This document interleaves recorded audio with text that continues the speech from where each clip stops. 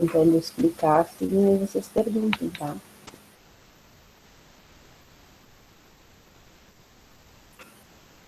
Então, gente, estamos na nossa aula de número 13 da Química Agrícola. E hoje, então, nós vamos estudar a técnica de análise química, né, chamada espectrofotometria.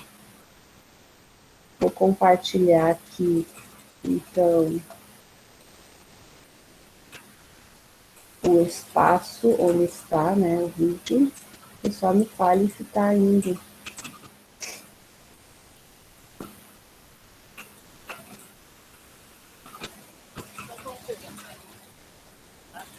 Padrão que eu venho utilizando na unidade TAP já há algum tempo. Inicialmente, quando a gente ainda não tinha os laboratórios montados, nem equipamentos, eu montei então essa aula utilizando então kits de dosagem de glicose, de triglicerídeos, de proteínas totais, do laboratório onde fiz a minha formação no Departamento de Fisiologia da URGS. E aí fui registrando então as etapas para explicar como é que era realizada essa prática, para mostrar o que é uma curva padrão nos testes colorimétricos, que tem inúmeras utilidades. E depois, então, já a partir de 2017, 2018, quando a gente já tinha o espectrofotômetro, que é o equipamento necessário para realizar essa prática, então eu comecei a desenvolver. Então, num outro vídeo eu vou apresentar a prática realizada, então, nos laboratórios da unidade INTAP para o curso de BGA na disciplina de Bioquímica Geral.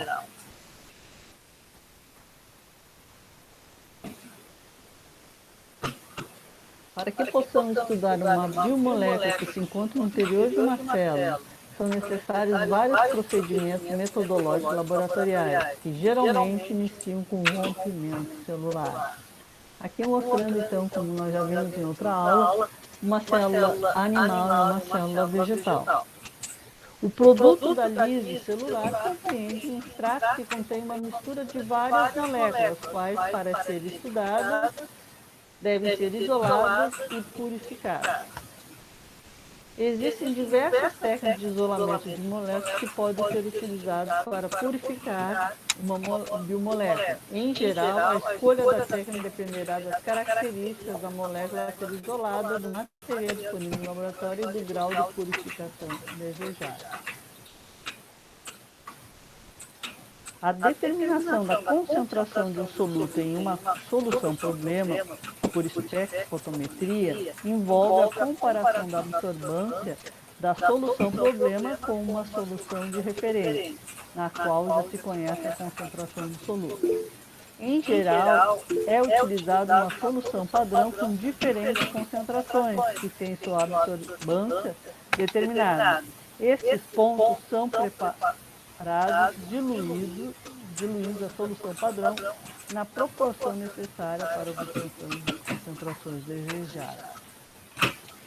Então, se usa essa técnica de espectrofotometria em muitos métodos colorimétricos, onde a utilização de reagentes, conforme a concentração de uma determinada substância, uma biomolécula, por exemplo, que a gente queira determinar, a gente vai usar então um aparelho chamado espectrofotômetro, que passa um feixe de luz por essa solução e conforme a concentração do soluto que queremos determinar, se faz a leitura em percentual da absorvância. Então aqui, relembrando da física, o espectro eletromagnético, onde a luz visível ao olho humano vai de 400 nanômetros a 700 nanômetros, mostrando então ali as cores do arco-íris. O que tiver menor comprimento de onda, então, é UV. E o que tiver maior comprimento de onda, acima dos 700, é infravermelho.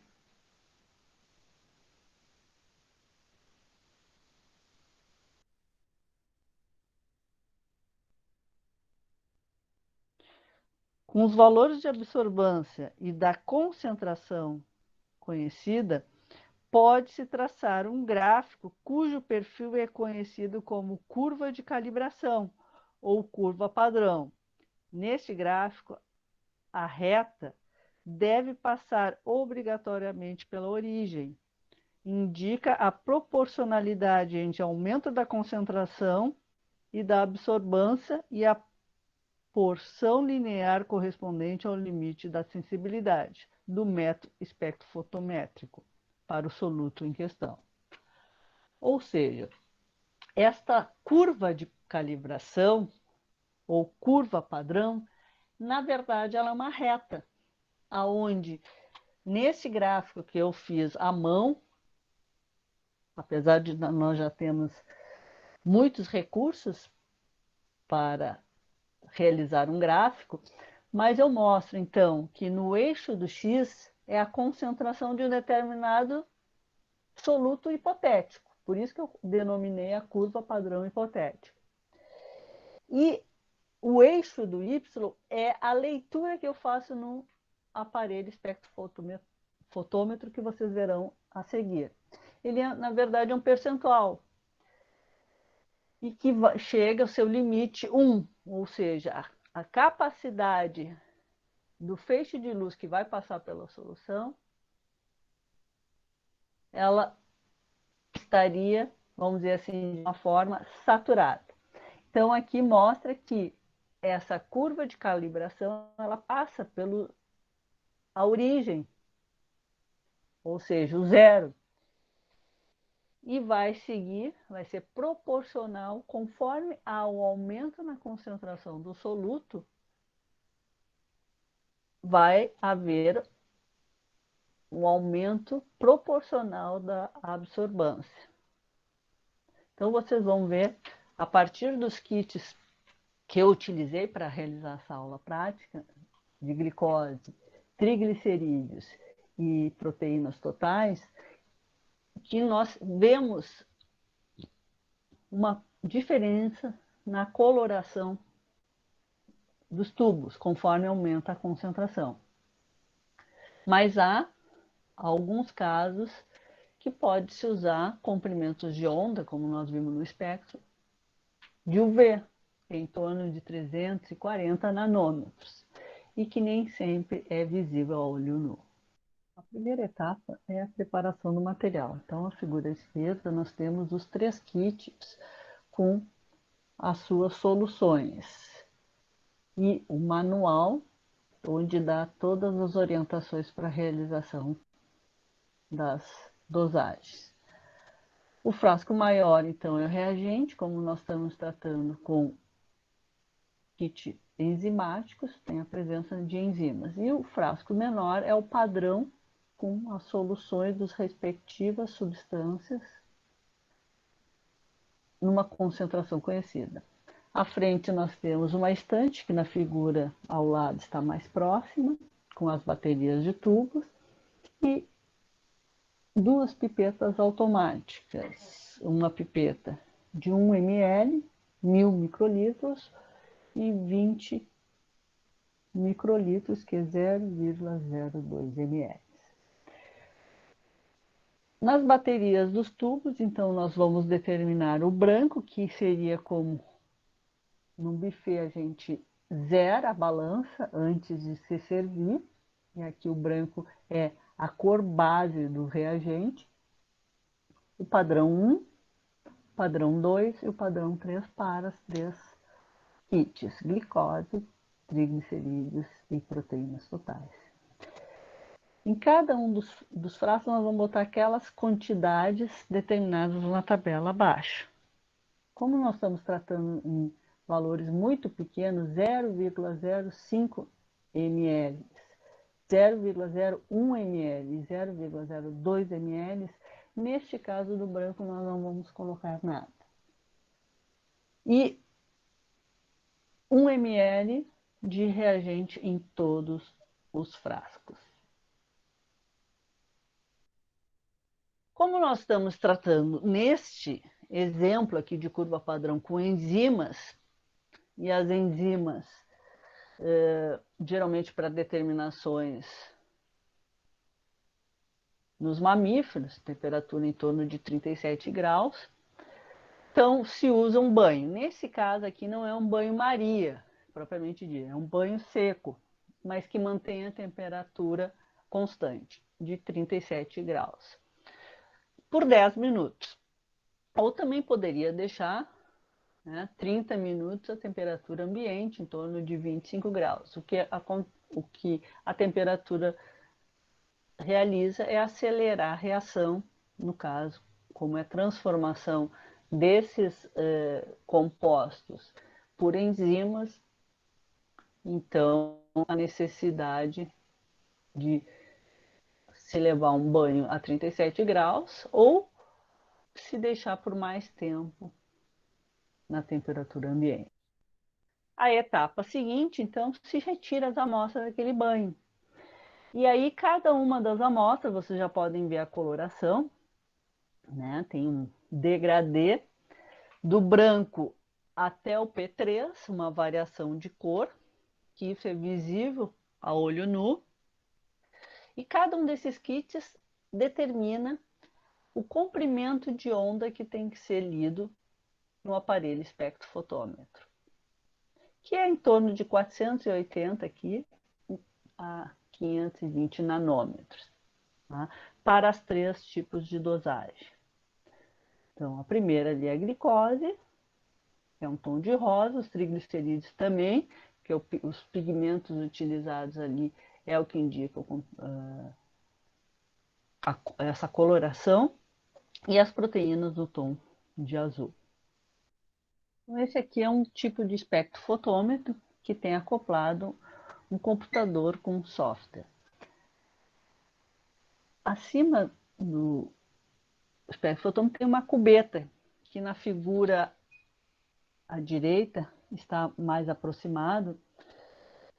É uma cubeta, nesse caso aqui, de plástico, em alguns casos tem até cubetas de quartzo, mas para essa solução ela não precisa ser de quartzo, pode ser de plástico mesmo. Quadrada, que vai se inserir dentro do aparelho e fazer as leituras, no caso, para a absorvância. Figura a seguir, então, dentro do aparelho se coloca, aqui há um carrinho que daria para fazer várias leituras simultaneamente, né? Mas esse, como eram 4 tubos para cada bateria de análise, né? Então se fez 1 a 1. Se coloca o tubo, fecha a tampa, aperta o Enter, há um software, né, que faz a leitura, se determina e aí se fez as leituras. Aqui, infelizmente, no momento da fotografia, acabou refletindo o flash. E aí se tabula esses dados. Então, determinei ali os triglicerídeos, acabei invertendo, a glicose e as proteínas totais. O branco é como eu expliquei para vocês, como a gente fosse zerar a balança, no caso, num self-service. Então, se zera o aparelho com aquela cor base. E os padrões 1, 2 e 3 se fez a leitura, né, retirando cada amostra do tubo, limpando bem e colocando novamente para ser feita a leitura. Tá? Então, isso, na verdade, é valores em percentuais, tá? Que é o quanto que o feixe de luz passou através do tubo foi absorvido. E aí, né, também fiz uma curva padrão para os 3 compostos, onde eu determinei que a curva verde era os triglicerídeos, a curva rosa a glicose e a curva é um lilás roxinho, proteínas totais.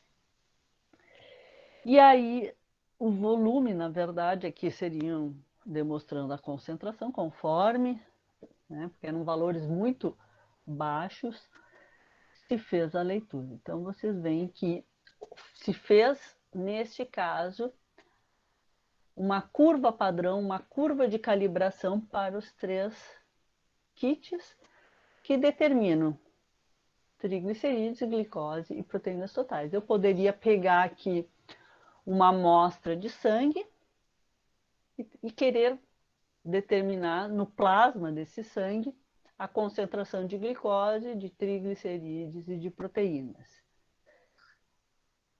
Então, a partir dessa curva de calibração, se faz um cálculo, o kit traz essas informações para determinar o quanto que se teria de glicose, triglicerídeos e proteína no sangue. As figuras usadas, então, e o texto para a aula foram utilizadas dessas referências.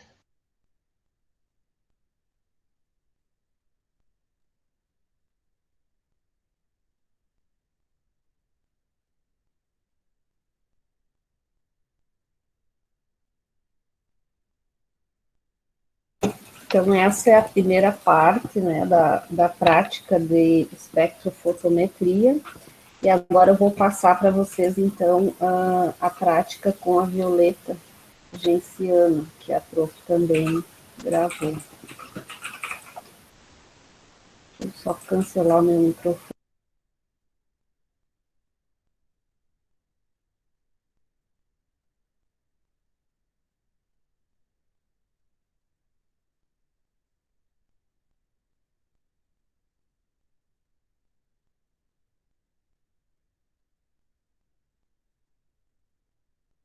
Prática de curva padrão com diferentes concentrações de violeta geniciana, 0,02%. Quem fala, então, é a professora Gabriela Silva Dias, da unidade de TAPS. Diante da falta dos kits enzimáticos e das micropipetas, em 2019, montei a prática de curva padrão usando como corante a violeta geniciana, que é um antifúngico e tem ações antissépticas e antibacterianas. Com a sua intensidade de cor, foi necessário várias diluições, chegando a uma solução então, de 0,02%. E montada uma bateria de 6 tubos, sendo o tubo 1 o branco para zerar o espectrofotômetro, e esse tubo apenas com água. E os tubos de 2 a 6 com diferentes concentrações. Também foi testado diferentes comprimentos de onda para se chegar ao espectro de absorção da violeta geniciana, tendo então sido determinado um comprimento de onda de 580 nanômetros. Em 2019, então, a turma do curso de gestão ambiental se dividiu em grupo e realizou o protocolo proposto para a violeta geniciana, chegando então aos resultados. Na tabela, então, estão sendo apresentados os valores da absorvância nos 6 tubos e ao lado já verifica-se a olho nu um aumento gradativo na intensidade da coloração entre os tubos 2 e 6.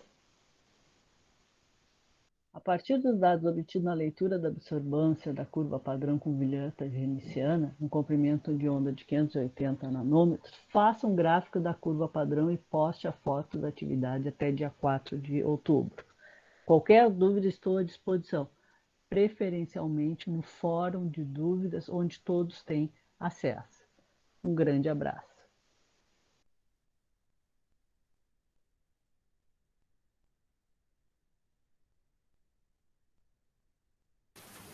Então, pessoal, eu vou, na verdade, abrir um espaço, né, como tarefa para vocês realizarem essa última parte ali, que vocês vão construir, então, a partir daqueles resultados, o gráfico, como a gente faz, então, para a leitura, né, o resultado no espectrofotômetro.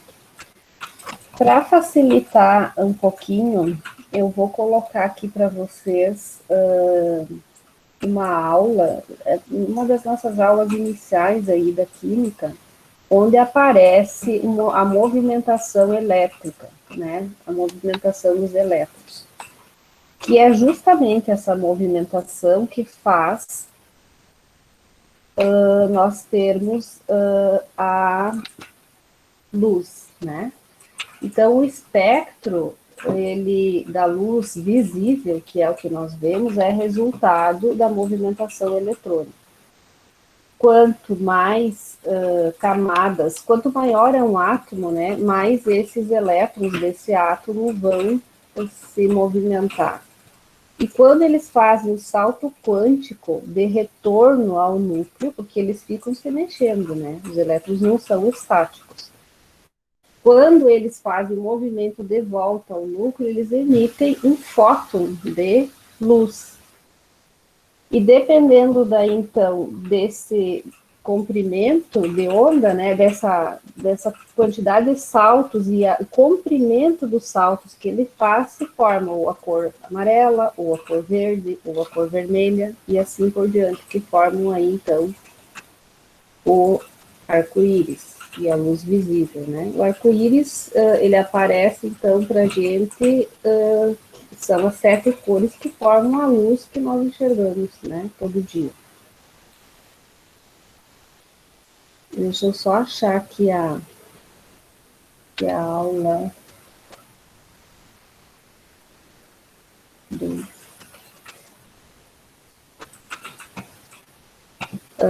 isso facilita a compreensão, né, de como que ocorre essa formação da luz no comprimento de onda. Deixa eu só localizar aqui onde é que está.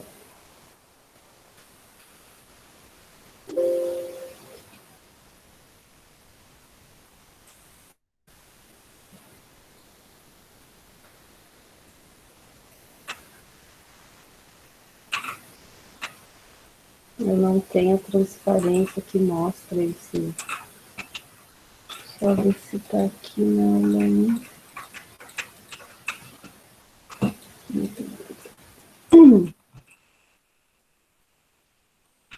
E a parte, então, da luz, vocês entenderam bem, né? Raio-X, a gente não enxerga, né? A luz ultravioleta existe, mas a gente não enxerga. E a visível está, então, no espaço entre a luz ultravioleta e o infravermelho, né? Que são as duas cores que a gente não enxerga também. Eu não achei, mas imaginem assim, ó, o centro, que é o núcleo, né? E daí nós temos a camada K, a L, a M e a N, P e Q, né? Na camada K, quando o elétron faz o movimento de volta, ele emite a luz amarela. Na camada L, emite a luz verde. A camada mais, né, vai aumentando a quantidade de elétrons, vai resultando a coloração, o que vai formar, então, a luz visível, tá?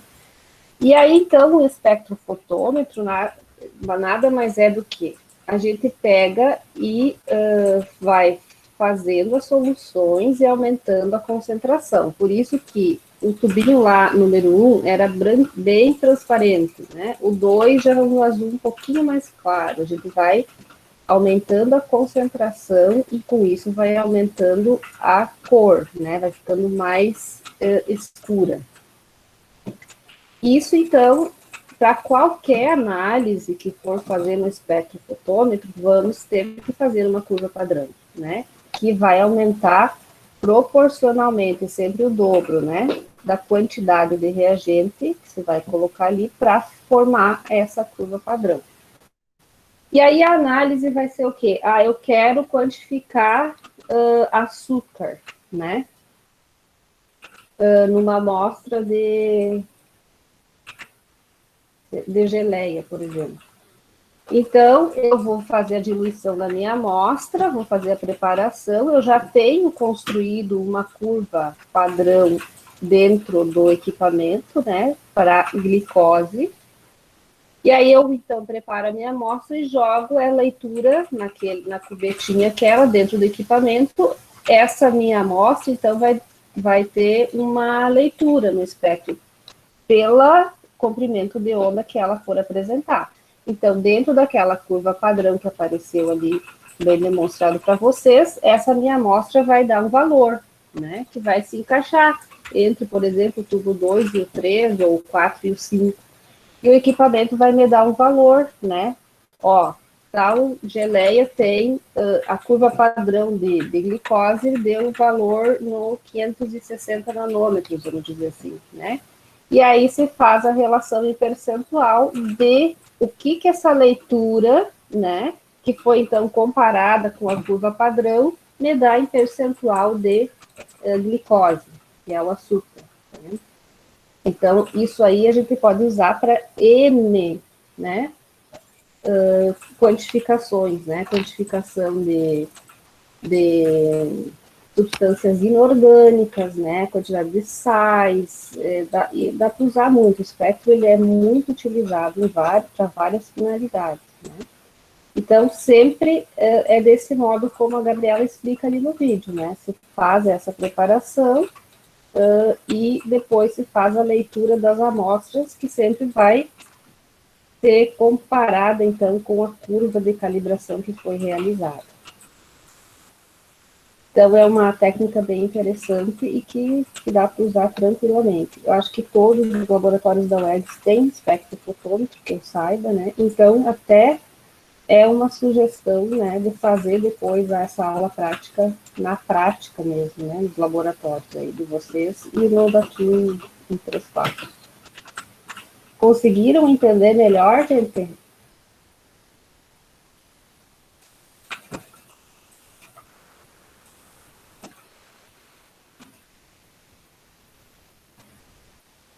Sim ou não, ou esse silêncio quer dizer Sim, nada? professora.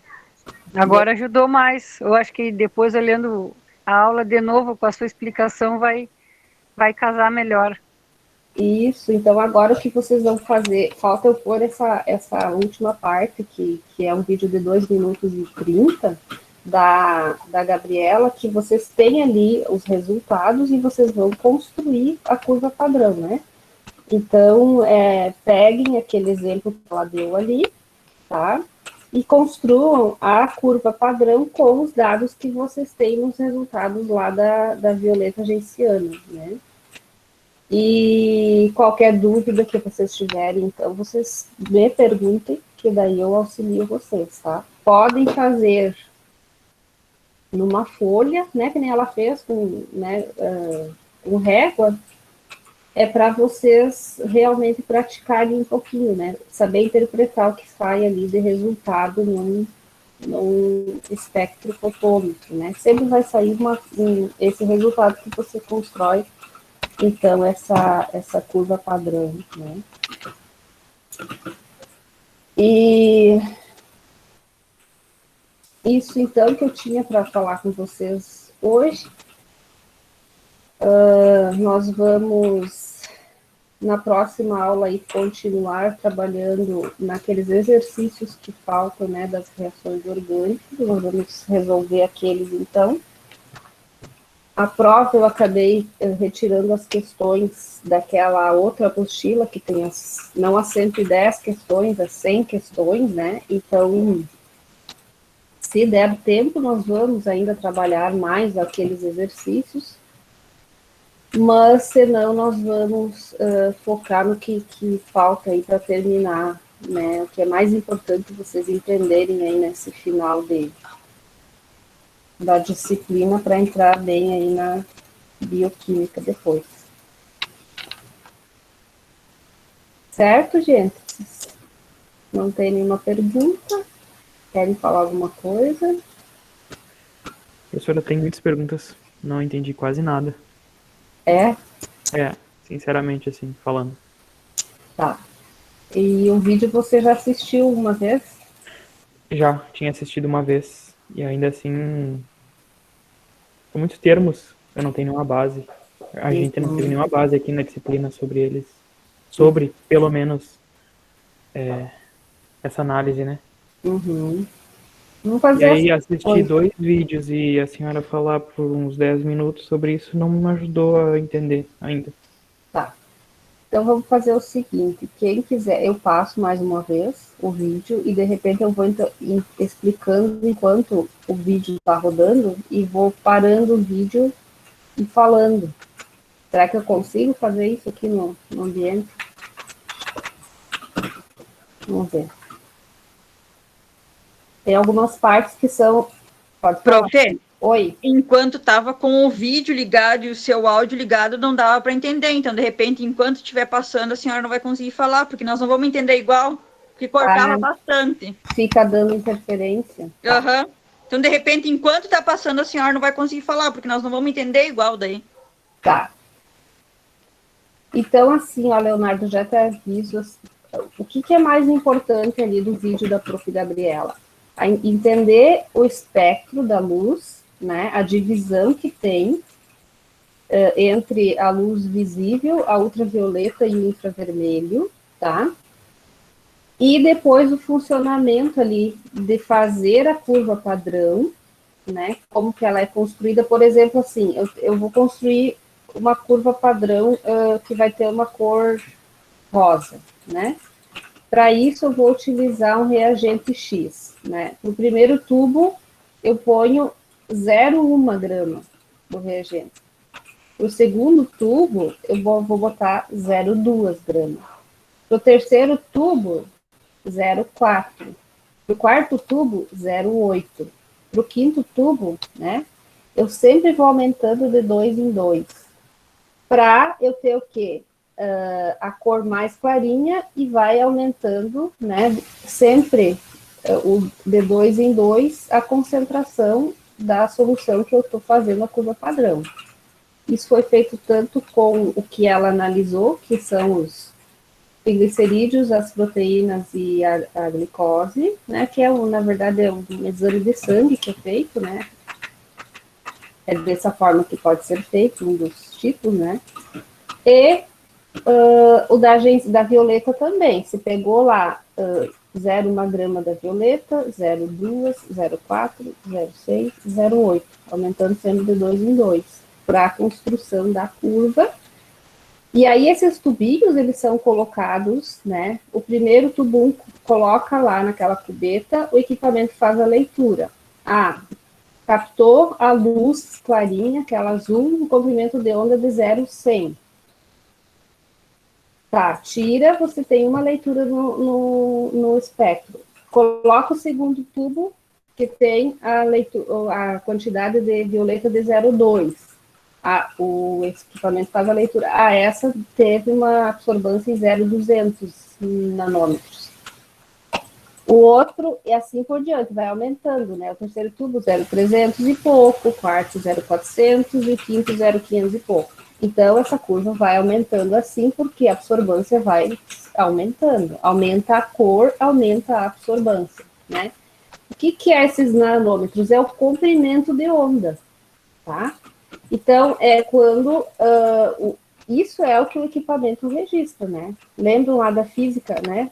As ondas eletromagnéticas, né? As ondas eletromagnéticas. Então, o equipamento mede o comprimento que tem essa onda emitida pela luz formada naquela solução de uma determinada substância. Então, esse é o princípio, né? De funcionamento do espectro fotônico. Mas eu vou, então, parar aqui, nós vamos assistir o vídeo de novo, e aí você anota ali o que você não compreendeu, né, para eu poder te ajudar.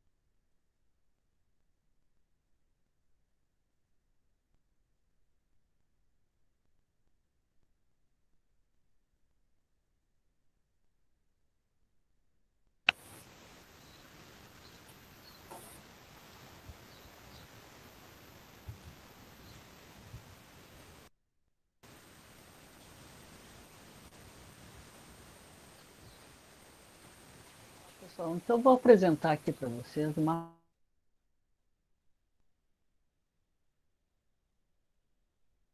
Não estou conseguindo projetar. Só um pouquinho. Estamos aqui na nossa aula 4 de Química Agrícola, né? E hoje, então, vamos corrigir.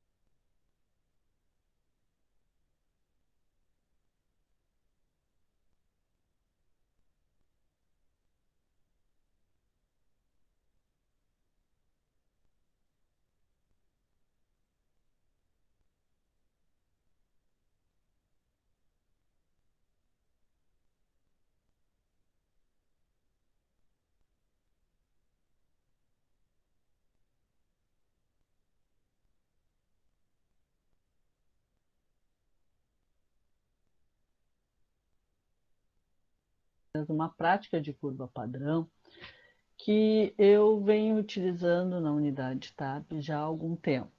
Inicialmente, quando a gente ainda não tinha os laboratórios montados, nem equipamentos, eu montei então essa aula utilizando então kits de dosagem de glicose, de triglicerídeos, de proteínas totais, do laboratório onde fiz a minha formação no Departamento de Fisiologia da URGS. E aí fui registrando então as etapas para explicar como é que era realizada essa prática, para mostrar o que é uma curva padrão nos testes colorimétricos, que tem inúmeras utilidades. E depois, então, já a partir de 2017, 2018, quando a gente já tinha o espectrofotômetro, que é o equipamento necessário para realizar essa prática, então eu comecei a desenvolver. Então, num outro vídeo eu vou apresentar a prática realizada, então, nos laboratórios da unidade ENTAP para o curso de BGA na disciplina de Bioquímica Geral.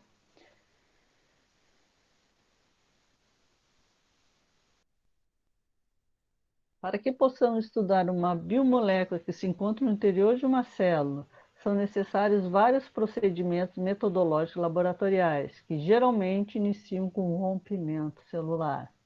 Aqui mostrando, então, como nós já vimos em outra aula, uma célula animal e uma célula vegetal.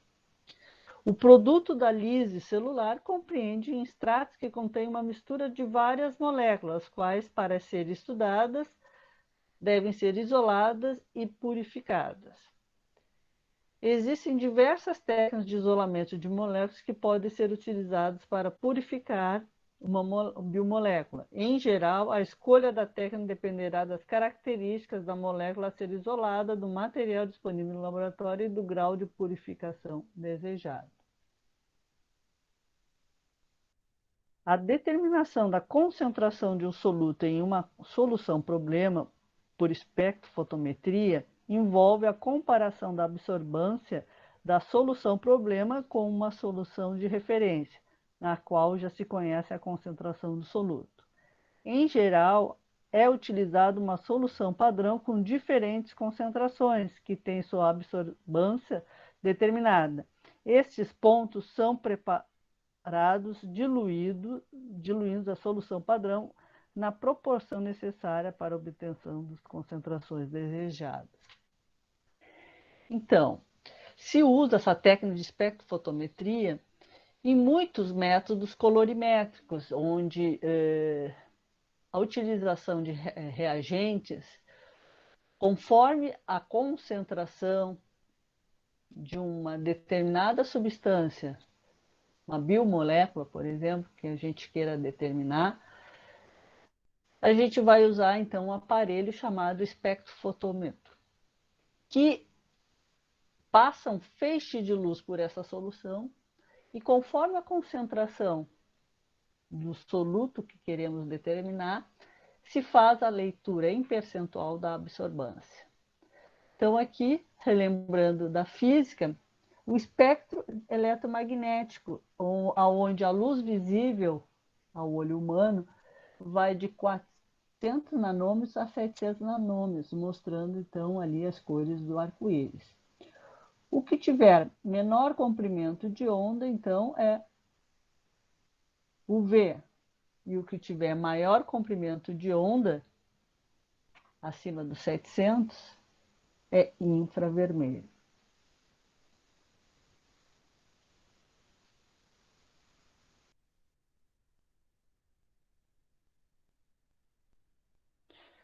Com os valores de absorvância e da concentração conhecida, pode-se traçar um gráfico cujo perfil é conhecido como curva de calibração ou curva padrão. Neste gráfico, a reta deve passar obrigatoriamente pela origem. Indica a proporcionalidade entre aumento da concentração e da absorvância e a porção linear correspondente ao limite da sensibilidade do método espectrofotométrico para o soluto em questão. Ou seja, esta curva de calibração, ou curva padrão, na verdade, ela é uma reta, aonde nesse gráfico que eu fiz à mão, apesar de nós já termos muitos recursos para realizar um gráfico, mas eu mostro, então, que no eixo do X é a concentração de um determinado soluto hipotético. Por isso que eu denominei a curva padrão hipotética. E o eixo do Y é a leitura que eu faço no aparelho espectrofotômetro que vocês verão a seguir. Ele, na verdade, é um percentual e que chega ao seu limite 1, ou seja, a capacidade do feixe de luz que vai passar pela solução, ela estaria, vamos dizer assim, de uma forma saturada. Então, aqui mostra que essa curva de calibração, ela passa pela origem, ou seja, o zero, e vai seguir, vai ser proporcional conforme ao aumento na concentração do soluto, vai haver um aumento proporcional da absorvância.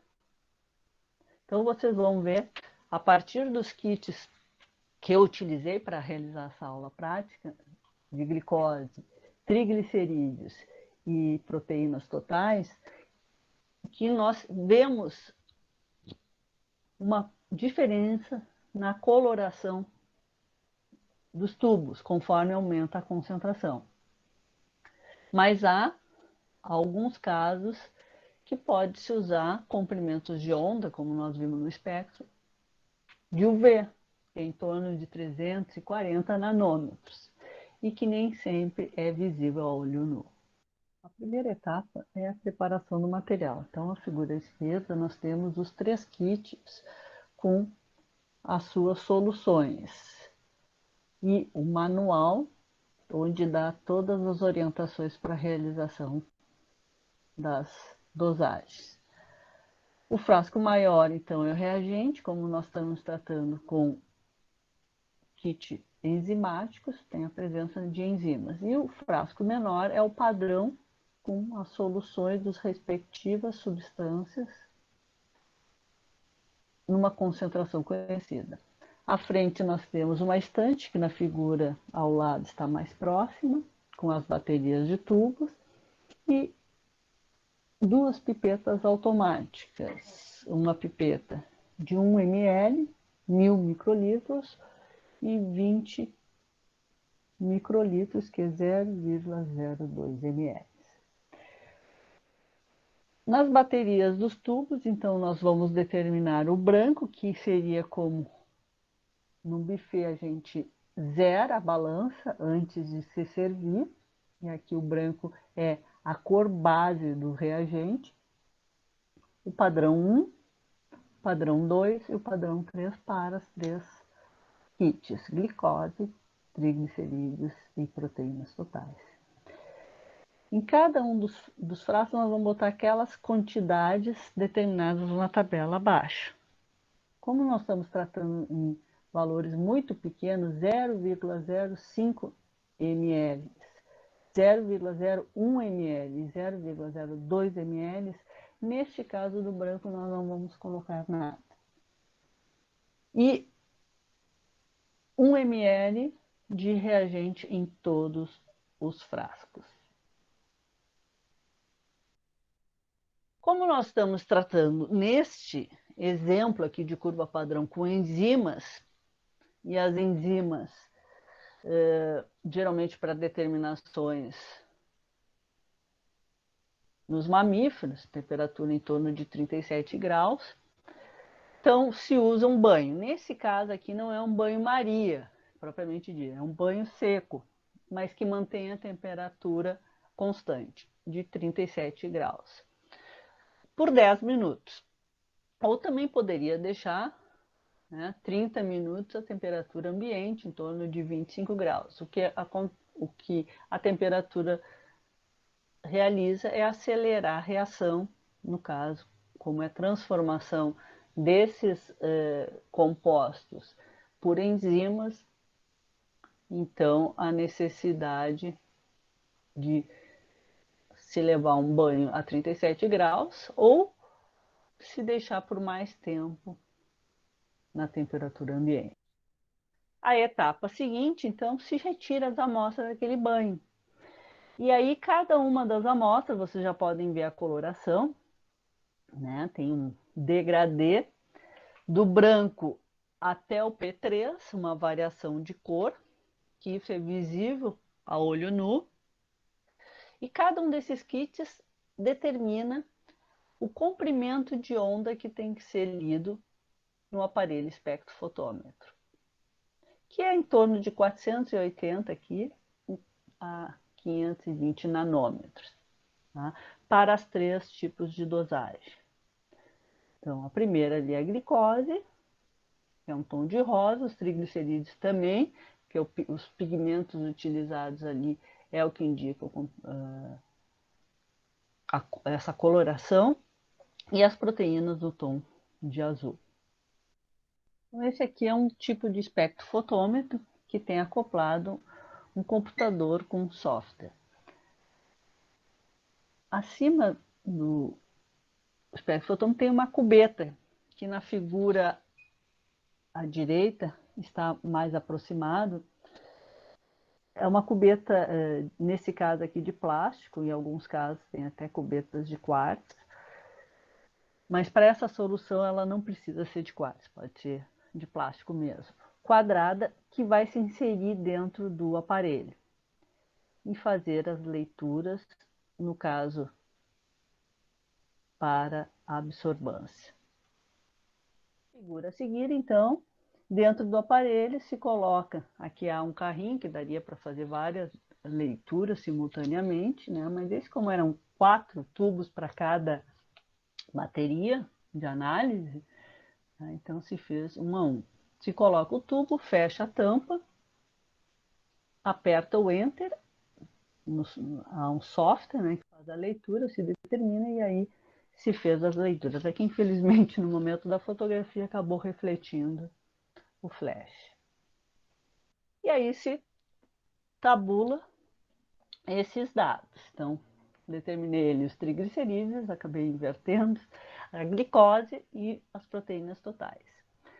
O branco é como eu expliquei para vocês, como a gente fosse zerar a balança, no caso, num self-service. Então, se zera o aparelho com aquela cor base. E os padrões 1, 2 e 3 se fez a leitura, retirando cada amostra do tubo, limpando bem e colocando novamente para ser feita a leitura. Então, isso, na verdade, é valores em percentuais, que é o quanto que o feixe de luz que passou através do tubo foi absorvido. E aí,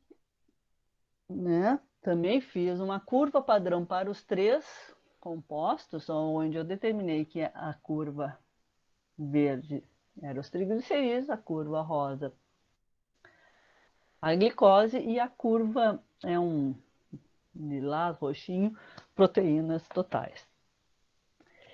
E aí, o volume, na verdade, aqui seriam demonstrando a concentração conforme, né, porque eram valores muito baixos, se fez a leitura. Então, vocês veem que se fez, neste caso, uma curva padrão, uma curva de calibração para os 3 kits que determinam triglicerídeos, glicose e proteínas totais. Eu poderia pegar aqui uma amostra de sangue e querer determinar no plasma desse sangue a concentração de glicose, de triglicerídeos e de proteínas.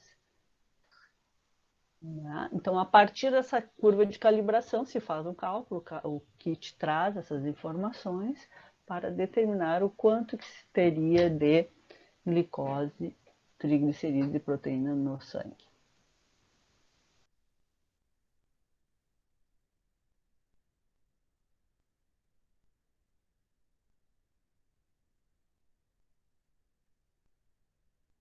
Ok, então, agora eu localizei aqui a parte que antes eu não achava. Então, vou colocar aqui, vamos ver se melhora o entendimento.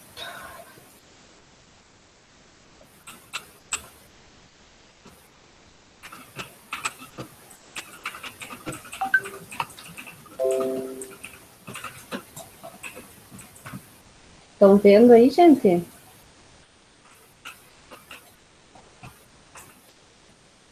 Sim.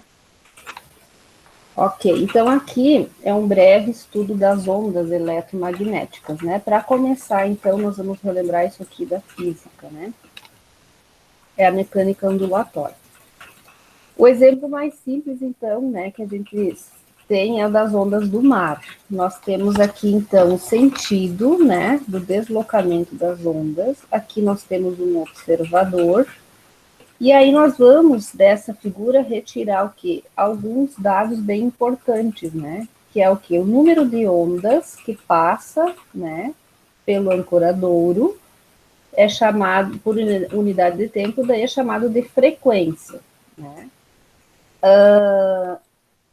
O comprimento de onda, que é esse símbolo grego aqui, que agora não sei se é gama, eu acho, é o que? A distância entre duas cristas de onda, né? Essa frequência, então, é em hertz ou em nanômetros também a gente vai poder medir, né? O comprimento de onda. A frequência é quantas vezes passam, né? Num determinado tempo por segundo. O comprimento, então, é a distância entre essas duas cristas, né? Chamado também pela lambda, não é gama, é lambda. O comprimento de onda, então, vai ser medido em metros ou nos seus múltiplos, né? No caso, então, do equipamento do espectrofotômetro em nanômetros. E a velocidade com que essas ondas passam, né, é a velocidade de propagação, que é medida em metros por segundo. Então, esses 3 elementos, a velocidade de propagação, o comprimento da onda e a frequência, dão as características para a onda, né? Do mar e para as ondas eletromagnéticas. Então, sempre vai ser o que? A velocidade é igual o comprimento da onda vezes a frequência que ela passa, né? E aqui tem um exemplo, então, se nesse ancoradouro ali em cima tiver passando 4 ondas em 1 segundo, e o comprimento dessa onda for de 0,5 metro, a velocidade, então, vai ser o quê? 0,5 metros, que é o comprimento de onda, versus a frequência, né? Que é 4 por segundo. Isso dá uma velocidade dessa onda do mar de 2 metros por segundo. Puxando agora, então, para as ondas eletromagnéticas, que é o que formam a luz visível, né? Essas ondas, então, são formadas pela vibração simultânea de um campo elétrico e de um campo magnético, que são aqui perpendiculares entre si, né? Que formam, então, um campo magnético. E no nosso cotidiano, então, o exemplo mais comum de onda, vibração eletromagnética é a luz. Né? E vai acontecer isso aí quando a gente está vendo a luz. Voltando à fórmula, então, da velocidade igual ao comprimento de onda vezes a frequência, percebemos que se a velocidade das ondas é constante, né, é fixa, a velocidade, a quantidade de vezes que passa por segundo, então o valor da frequência, né, deve diminuir quando o comprimento de onda aumenta. É óbvio, né, porque são inversamente proporcionais. Assim sendo, então, o produto do comprimento de onda vezes a frequência permanece constante. Isso quer dizer, então, que o comprimento de onda e a frequência são que inversamente proporcionais. Hoje, então, sabemos que o espectro completo das ondas eletromagnéticas é muito mais amplo do que a luz visível, que é o que nós temos a luz, então, infravermelha, ultravioleta, tem a luz do raio-x, né? Que não se vê pela visão humana. E aqui, então, a gente tem um esquema, né, do espectro completo. A figura não é das melhores, mas dá para a gente ver bem, né, aqui, o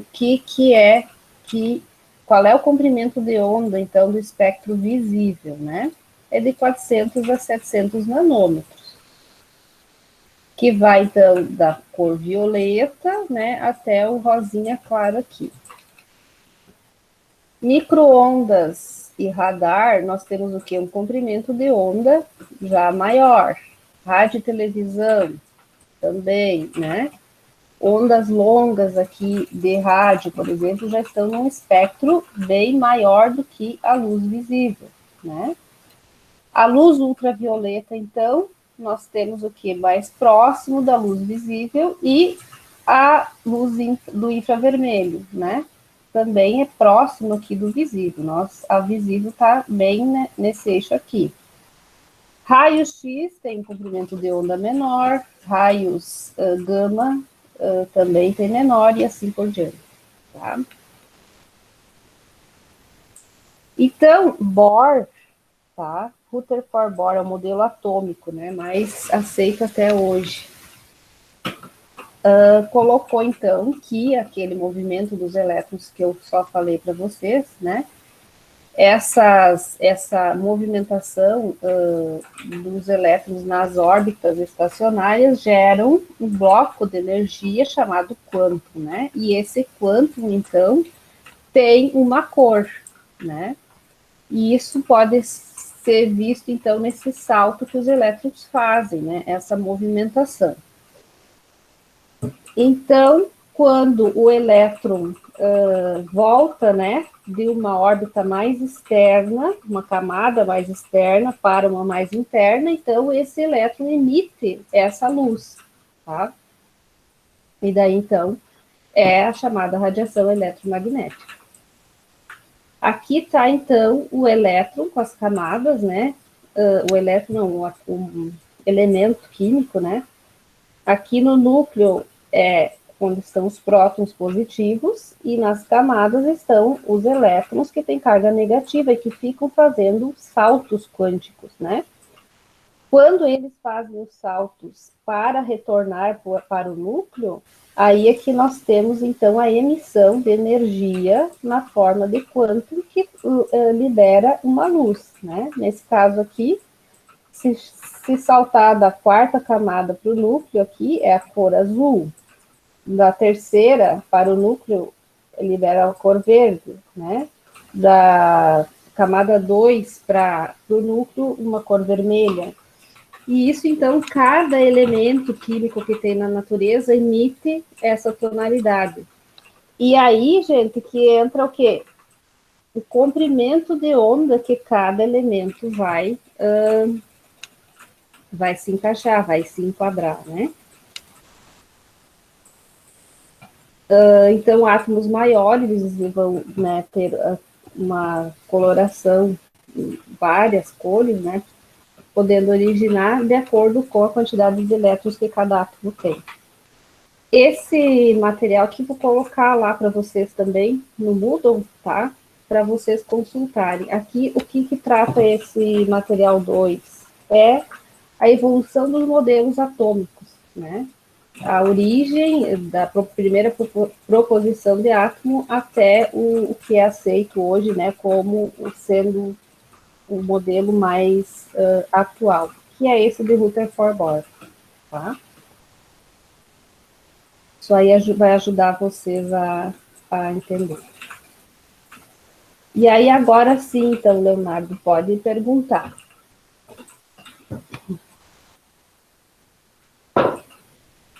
Agora entendi melhor, professora. Faltou a parte da física ali, das ondas e essa relação com os saltos quânticos, né? Que daí libera a cor e a gente consegue entender melhor, né? Sim. E a senhora falou que tem uma atividade aí para a gente montar o Isso eu vou colocar, aquele vídeo de 2 minutos e pouco, que é onde a prof. Gabriela demonstra a aula com a Violeta Genciana.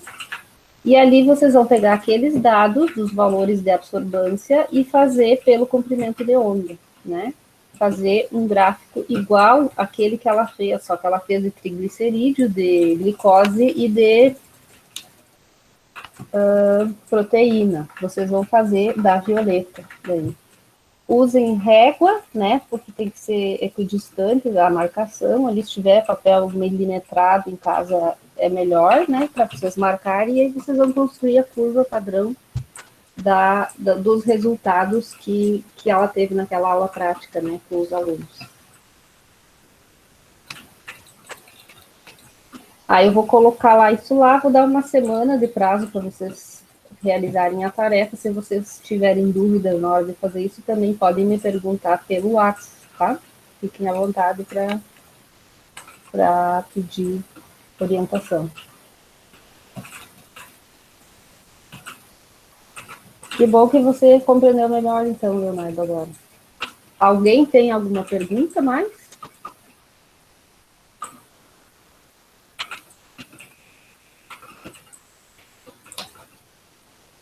Então, encerramos por aqui hoje, gente.